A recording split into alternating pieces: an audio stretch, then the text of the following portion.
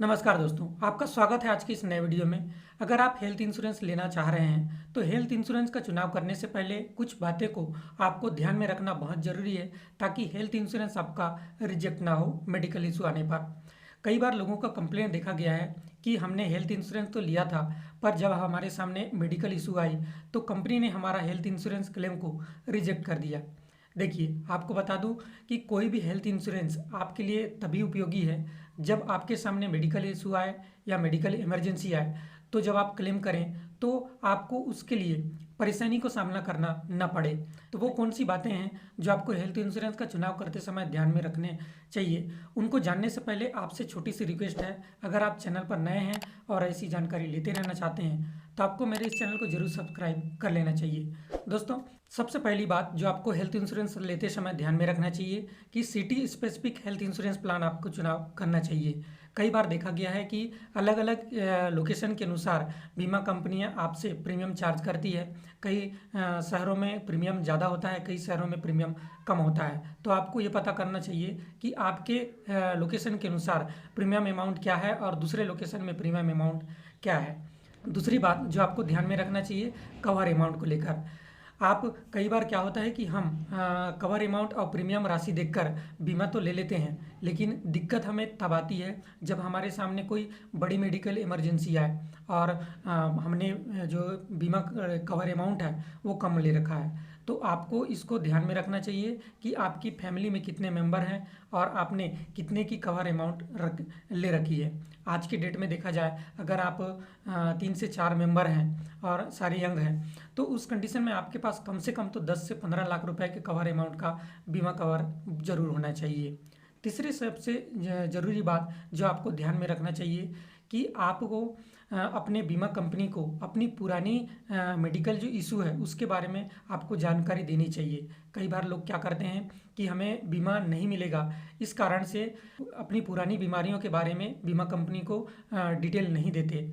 लेकिन यहाँ पर आपको दिक्कत तब होगा जब आपके सामने मेडिकल इमरजेंसी कोई आए और जब आप क्लेम करने जाएं तो सबसे पहले तो बीमा कंपनी आपका डॉक्यूमेंट चेक करेगी।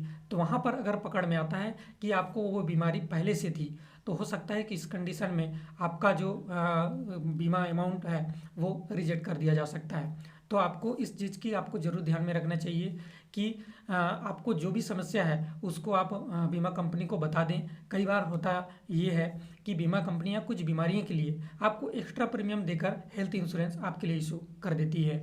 चौथी बात जो आपको ध्यान में रखना चाहिए, डॉक्यूमेंट आपको बहुत ध्यान से पढ़ना चाहिए। आप जिस भी प्लान का चुनाव कर रहे हैं उसमें मिलने वाले जो फीचर या फैसिलिटीज़ हैं उनको आपको बहुत ध्यान से पढ़ना चाहिए। कुछ बहुत नियम भी होते हैं हेल्थ इंश्योरेंस को लेकर, आपको उसको भी बहुत बारीकी से पढ़ना चाहिए। कई बार अगर आपने हेल्थ इंश्योरेंस ले लिया है और उसमें कोई फॉल्ट आती है या फिर आपको कुछ समझ नहीं आया तो आप 15 दिन से पहले अपना हेल्थ इंश्योरेंस को सरेंडर करके पैसा वापस भी ले सकते हैं। तो इसके बारे में आप अपने एडवाइज़र से बात कर सकते हैं।